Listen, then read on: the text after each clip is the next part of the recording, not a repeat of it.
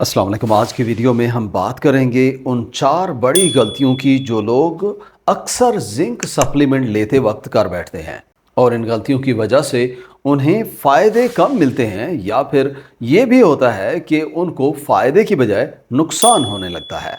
गलतियां जानने से पहले सवाल ये उठता है, जिंक का इस्तेमाल इतना ज़रूरी क्यों है?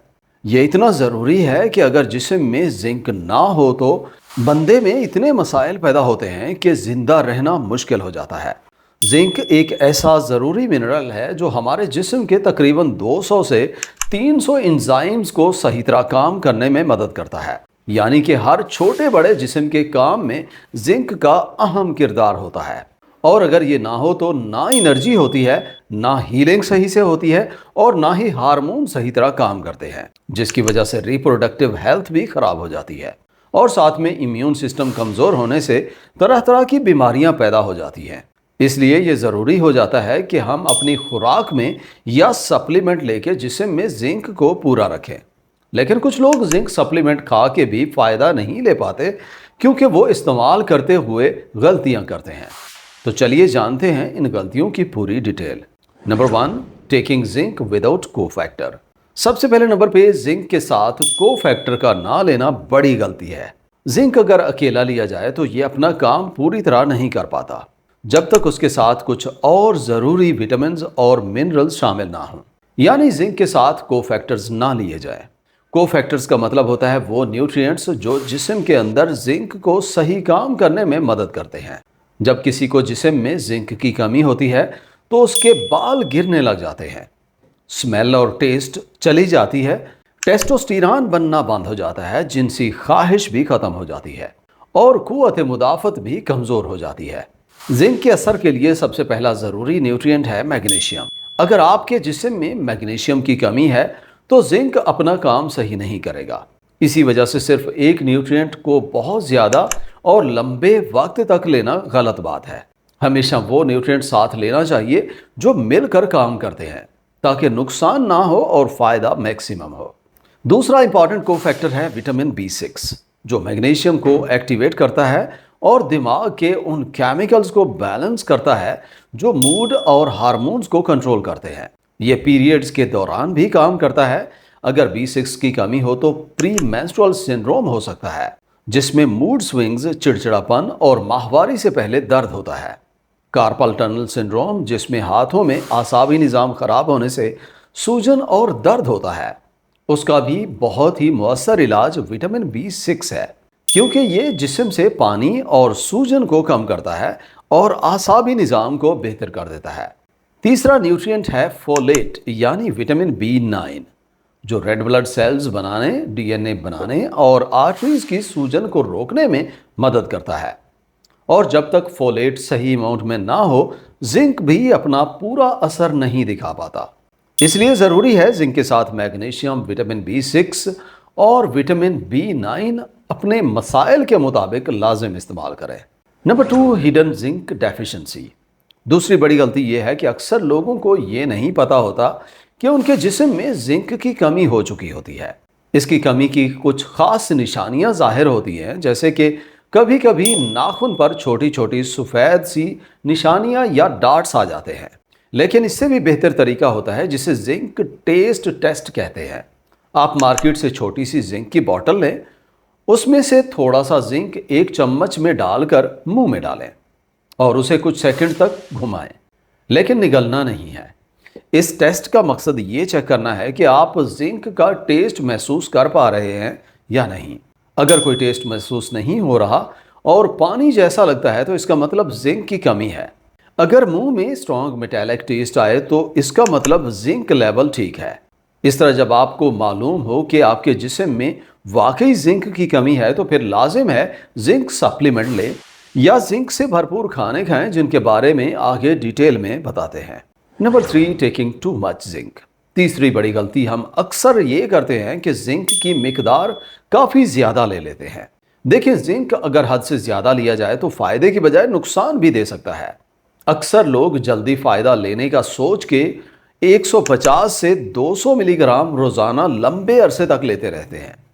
लेकिन अगर आप इतना ज़्यादा जिंक लेंगे तो आपके जिस्म में कॉपर की कमी हो जाएगी, जिंक और कॉपर दोनों एक दूसरे के मुख्तलिफ काम करते हैं।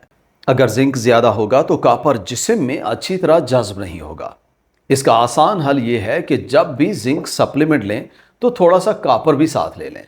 इसकी रेशो होती है 10:1, मतलब अगर आप 30 मिलीग्राम जिंक ले रहे हैं तो साथ में 3 मिलीग्राम कॉपर लेना चाहिए। एक और दिलचस्प बात यह भी है कि जिंक हमारे मुदाफ़ती निज़ाम को ताकत देता है, जिसकी वजह से हम बीमार कम होते हैं। लेकिन अगर आप इसे बहुत ज़्यादा ले लें तो ये नुकसान भी दे सकता है।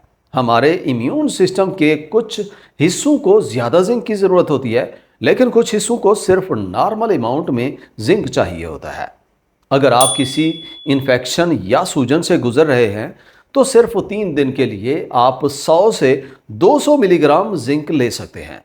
लेकिन अगर आप लंबे अरसे तक इतना ज़्यादा जिंक लेते रहेंगे तो आपका मुदाफ़ती निज़ाम कमज़ोर हो सकता है। ये एक बात याद रखनी चाहिए कि अगर आप जिंक खुराक से ले रहे हैं, जैसे मीट, जेलीफिश या नेचुरल सोर्सेज से, तो कोई मसला नहीं होता। इसकी जितनी भी मिकदार हो, नो इशू। ये सब प्रॉब्लम्स सिर्फ उन लोगों के लिए होती हैं जो जिंक सप्लीमेंट ज़्यादा इस्तेमाल कर लेते हैं। Number 4, ignoring zinc deficiency. चौथी गलती यह है कि लोग जिंक बहुत कम लेते हैं और ये भी उतना ही नुकसान देता है जितना ज़्यादा लेना। जब आप सीरियल या ग्रेन्स वगैरह ज़्यादा खाते हैं तो उनमें फाइटिक एसिड होता है जो जिंक को ब्लॉक कर देता है। इस वजह से अक्सर बच्चों में जिंक की कमी होती है क्योंकि उन्हें हर रोज़ सीरियल खिलाया जाता है। अगर किसी को डायरिया या दस्त लग जाए तो भी जिस्म से जिंक निकल जाता है। साथ ही सोडियम और दूसरे मिनरल्स भी जिस्म में कम हो जाते हैं। इसी तरह अगर आपके पेट में एसिड की कमी है तो भी जिंक सही तरह से जज्ब नहीं हो पाता। पेट का एसिड न सिर्फ प्रोटीन बल्कि खुराक में मौजूद मिनरल्स को जज्ब करने में भी मदद करता है। जैसे जैसे हमारी उम्र बढ़ती है तो स्टमक एसिड कम होता जाता है, जिसकी वजह से हम ना प्रोटीन हजम कर पाते हैं और ना ही मिनरल्स जैसे जिंक वगैरह है। अल्कोहल पीने से भी जिंक कम होता है। प्रेगनेंसी या बर्थ कंट्रोल पिल्स लेने से भी एस्ट्रोजन लेवल बढ़ता है तो जिंक की डिमांड भी ज़्यादा हो जाती है। डायबिटीज़ वाले लोग भी आमतौर पर जिंक की कमी का शिकार होते हैं क्योंकि उनके खून में शुगर हाई होती है, जिसकी वजह से जिंक कम होता है। अगर कोई शख्स पोर्नोग्राफी का आदी है तो उसमें भी जिंक की कमी हो सकती है क्योंकि सीमेन में कुदरती तौर पर जिंक होता है और अगर वो बार बार निकलता है तो जिस्म से जिंक भी कम हो जाता है। How much zinc is good? देखिए, आजकल के दौर में आम शख्स को जिंक की ज़्यादा ज़रूरत होती है क्योंकि इन्वायरमेंट, डाइट और बॉडी की डिमांड सब मिलकर इस न्यूट्रिएंट को कंज्यूम कर रही है। इसलिए अगर आप चाहते हैं कि जिंक का फ़ायदा मिले तो रोज़ाना 30 से 40 मिलीग्राम लेना चाहिए ताकि प्रॉपर असर हो सके और फ़ायदा मैक्सिमम हो।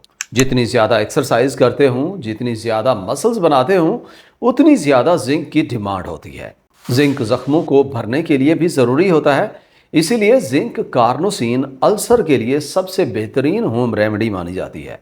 चाहे वो सिंपल अल्सर हो या फिर डायबिटिक अल्सर हो, जिंक कार्नोसिन फ़ायदा देता है। जिंक की कई टाइप्स होती हैं, लेकिन सबसे अच्छी absorption zinc amino acid chelate से होती है, जैसे जिंक ग्लाइसिनेट है। अब सवाल यह है कि जिंक खाली पेट लेना चाहिए या खाने के साथ। दोनों तरह इस्तेमाल करने से आपको फ़ायदा हो सकता है। अगर आप जिंक खाली पेट लें तो भी काम करेगा, लेकिन खाने के साथ लें तो एब्जॉर्प्शन थोड़ी और ही बेहतर हो जाती है, जिसकी वजह से हो सकता है फ़ायदा ज़्यादा हो। Food sources. अब सवाल ये उठता है कि जिंक और दूसरे ट्रेस मिनरल्स के बेहतरीन सोर्सेज कौन से होते हैं? तो असल में ये मिनरल्स सी फूड्स में ज़्यादा होते हैं, जैसे सीवीड, ऑयस्टर, शेलफिश वगैरह हैं।